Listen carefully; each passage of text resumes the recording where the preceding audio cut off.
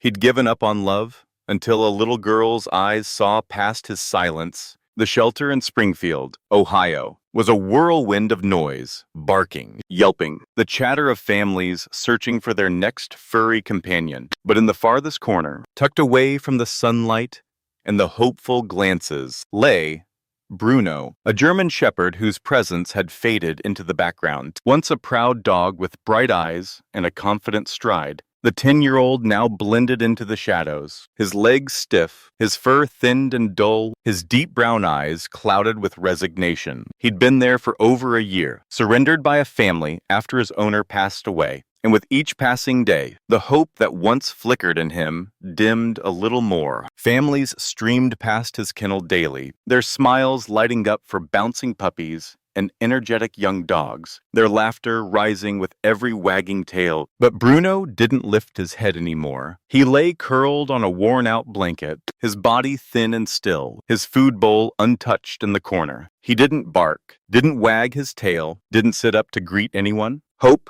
he'd learned, only hurt when it was offered again and again, only to be ignored. The shelter workers tried, posting his story online, putting up signs, lowering the adoption fee. But people wanted youth, energy, a future, not a reminder of the past. So Bruno stopped trying, his spirit retreating into a quiet acceptance of his fate. That all changed on a crisp Saturday morning, when the shelter doors swung open, the air filling with the usual cacophony. Into that chaos stepped Elena Martinez, a single mom who had reluctantly agreed to bring her 7-year-old daughter, Mia, to just look at the dogs. Mia had begged for weeks, her wide brown eyes pleading, her hands scribbling pictures of puppies with notes like, "Please, I'll take care of him, I promise." Elena had caved, her voice firm, as they stepped out of the car. "We're not bringing anyone home. Mia, we're just looking." The shelter buzzed with energy. Dogs jumping against metal bars, tongues lolling, paws reaching out, desperate to be chosen. Mia's eyes sparkled as she moved from kennel to kennel, giggling at a golden retriever puppy chewing its own tail, her small frame bouncing with excitement. Elena followed, half smiling, half guarded, her arms crossed as they passed row after row of eager dogs. Then Mia slowed, her steps faltering as she reached a dark corner. She stopped, her little brow furrowing, and tugged at Elena's sleeve. "Mom," she whispered, her voice soft with curiosity. "Why isn't this one barking?" Elena peered into the dim kennel, her gaze landing on Bruno, curled up and silent, his head resting on his front paws. He didn't even look up, his body a shadow against the concrete wall. The noise of the shelter seemed to fade, the barking and chatter melting away as Elena's chest tightened. For the first time, someone had stopped. Mia pressed her face closer to the bars, her small hands wrapping tightly around the metal. "Why is no one with him?" she asked, her voice trembling with a mix of confusion and concern. Elena crouched beside her, brushing a strand of dark hair from Mia's face as she glanced at Bruno again. His eyes were open but distant, like he was awake only because he had no choice. Before Elena could respond, a shelter worker, a kind woman named Sarah in her late 20s, paused nearby, noticing their focus. "Oh," Sarah said gently, her voice lowering. "That's Bruno. He's been here a while." "How long?" Mia asked, her small voice surprisingly steady. Sarah sighed, her expression softening. "Over a year now. He's an older boy. Came in after his owner passed. The family didn't want him." Mia blinked, her eyes wide. "They just left him." Sarah nodded slowly. "We tried everything. Posting his story, signs, even lowered the adoption fee. But most people want younger dogs, puppies that play and jump. Bruno just fades into the background." Elena felt a lump rise in her throat. Not pity, but something heavier. A quiet ache. She looked at Bruno again, at his unmoving frame, at the untouched food bowl. "He doesn't even look up," Mia whispered, her voice barely audible. "He used to," Sarah added quietly. "In the beginning, he'd wag his tail, sit up when someone walked by. But after months of being ignored, he stopped trying." The silence that followed hung heavy, a weight that pressed against Elena's chest. Mia knelt down slowly, Her eyes locked on Bruno. "I think he's still waiting," she said, her voice soft but certain. Elena's throat tightened, her mind racing with excuses to move on. But all she could do was stare into those tired, fading eyes. Eyes that once held hope, eyes that maybe still had a flicker left. Mia didn't move right away. She sat just outside the kennel bars, watching Bruno with a quiet focus that went beyond a child's usual curiosity. It wasn't the excited bounce of someone eyeing a pet. It was the patient gaze of someone waiting to be trusted. "Can I try?" she asked softly, turning to Elena with a hopeful glint in her eyes. Elena hesitated, her voice cautious. "Try what, sweetheart?" Mia extended a small hand, her fingers reaching just inside the kennel. "I just want him to know I see him," she whispered, her voice trembling with determination. Elena's heart clenched, her protective instincts warring with the compassion in Mia's words. "He might not come over," she warned gently. "I know," Mia replied, her hand still, palm down, fingers relaxed. Bruno didn't lift his head, his ears didn't twitch, but his cloudy brown eyes shifted. Barely. Just enough, he saw her. Seconds stretched into a long, quiet moment, filled only by the distant barks echoing through the shelter. Mia didn't move, didn't speak, her hand a silent offering. Then the smallest thing happened. Bruno's nose twitched, a faint movement that broke the stillness. He shifted slightly, his bony frame trembling as he sniffed at the air near Mia's fingertips. Not close enough to touch. Not yet. But it was something, a breath of curiosity, a crack in his resignation. Elena's breath caught, her chest tightening with an emotion she couldn't name. Sarah, the shelter worker, watched from a few feet away, her voice soft with surprise. "He doesn't usually react. Most days, he just sleeps. Won't even take treats." Elena stayed crouched beside Mia, her eyes locked on Bruno. That single uncertain sniff had revealed something. A flicker, a thread, a sliver of hope, still clinging to life. "He's not mean," Mia said, her voice bright with understanding. "He's just scared." Elena nodded slowly, her gaze never leaving Bruno. He didn't move again, but in that moment, something shifted. For the first time in a long time, he wasn't alone. "I'd like to meet him," Elena said quietly, her voice steady despite the ache in her chest. Sarah blinked, caught off guard. "You mean outside the kennel?" Elena nodded. "Just for a few minutes." There was a pause, then a sigh. "Okay," Sarah said, "but I should be honest.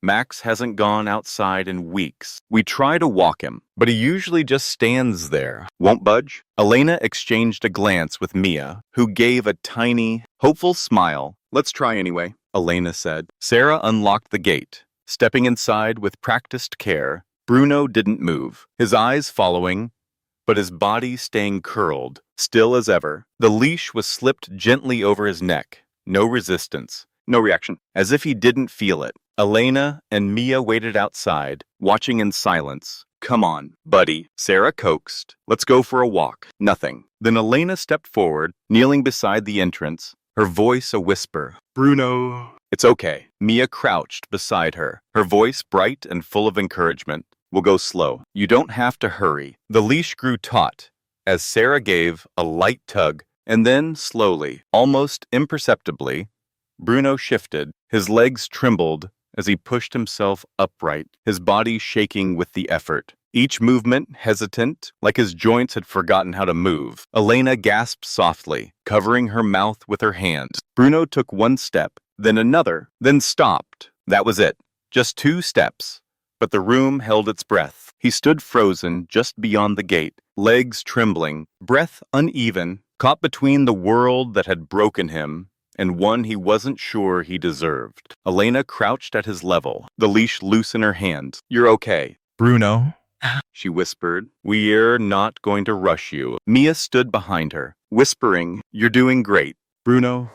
Really great." Sarah watched, her arms crossed loosely, her voice tinged with awe. "This is more than he's done in months." Bruno shifted his weight, his paws barely scraping the floor as he steadied himself, his cloudy eyes flicking from Elena to Mia, then back again. He didn't look hopeful. He looked unsure, like he was trying to figure out what came next, if he was allowed to want it. "He's been trying to survive," Elena said quietly to Sarah, but no one's given him a reason to try living again. Sarah hesitated, then nodded. Senior dogs are hard. It takes patience and a lot of heart. They don't always bounce back. Elena looked down at Bruno, her chest tightening. Maybe they don't need to bounce, she replied. Maybe they just need a soft place to land. Sarah blinked, a smile tugging at her lips. Are you saying? Elena stood slowly, still holding the leash. I'm saying I want to take him home. Mia let out a little gasp, her eyes wide. Really? Elena smiled gently at her daughter, then turned back to Bruno. He may be old, he may be tired, but he's not invisible, not to us. The paperwork began, and though Bruno didn't understand the words, something in Elena's voice made his ears twitch. Maybe, for the first time in a long time, he let himself believe this might not be another false hope. The car ride home was quiet. Bruno curled up in the back seat on a folded blanket, his frail body resting, his eyes half open, breathing slow and shallow, as if unsure if this was real. Elena glanced at him in the rearview mirror, her heart aching with every look at his small, tired frame. The late afternoon sun dipped low, casting a golden glow over the Martinez family's small fenced yard.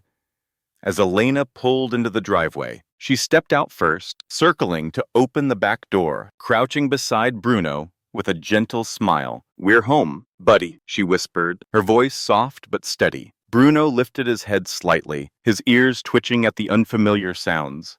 The chirp of birds, the rustle of leaves. He didn't move, didn't shy away, but he didn't resist when Elena's hands slid under his chest to help him out. His legs wobbled as he stood, trembling with the effort, and he hesitated before taking a slow, unsteady step forward. The yard was quiet, the house cozy and calm, a bowl of fresh water and a new dog bed waiting on the porch. Mia's proud choice from the pet store earlier that day. Elena opened the door and stepped aside, giving Bruno space to decide. He paused at the threshold. No metal bars, no concrete floors, no barking, just silence. He turned his head to look at her, his cloudy eyes searching, and Elena whispered again, "You're safe now." With a deep breath, Bruno stepped inside, his paws making almost no sound on the hardwood floor. The first thing Bruno did wasn't lie down. He walked, slow, unsteady, past the water bowl, past the soft bed by the fireplace, wandering through the quiet house. He sniffed the corners, tested the silence, his frail body moving with a cautious curiosity. Then, without warning, he stopped in front of Elena and gently rested his head against her leg. Elena froze, her breath catching in her throat as she lowered herself to the floor, her eyes level with his. Her hand found its way into his coarse fur, stroking gently. "You're home now, Bruno," she whispered, her voice thick with emotion. Behind her, Mia knelt down and wrapped her arms carefully around his middle, her small hands gentle against his thin frame. Bruno didn't flinch, didn't pull away. He let them in, his body relaxing for the first time in what felt like forever. That night, he curled up on the dog bed by the fireplace,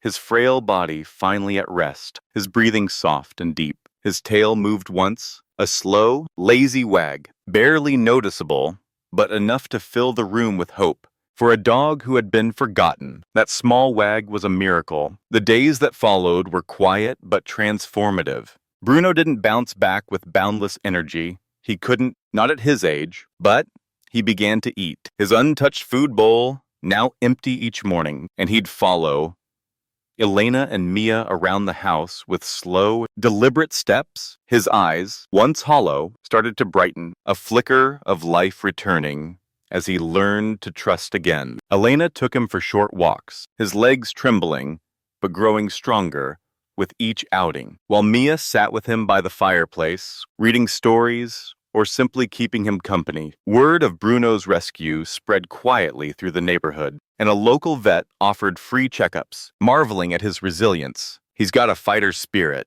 the vet said, adjusting Bruno's medication for his stiff joints. He just needed someone to see it. Elena smiled, her hand on Bruno's head. Mia saw it first. 2 months later, Elena stood in the kitchen, watching Mia play with Bruno in the yard. He wasn't the strong German shepherd he'd once been, but he chased a ball a few feet before collapsing into a happy heap, his tail wagging furiously as Mia giggled. Elena's chest swelled with pride, not just for Mia's compassion, but for the lesson they'd learned together, that love could breathe life into even the most broken spirits. That evening, as the family gathered by the fireplace, Mia curled up beside Bruno, her small hand resting on his fur. He's not invisible anymore. Mommy, she said, her voice soft but certain. Elena nodded, her eyes glistening. No, he's not, and neither are you. For seeing him, Bruno lifted his head, his cloudy eyes meeting theirs, and for the first time in years, he let out a soft, contented bark, a sound that echoed with the promise of a new beginning.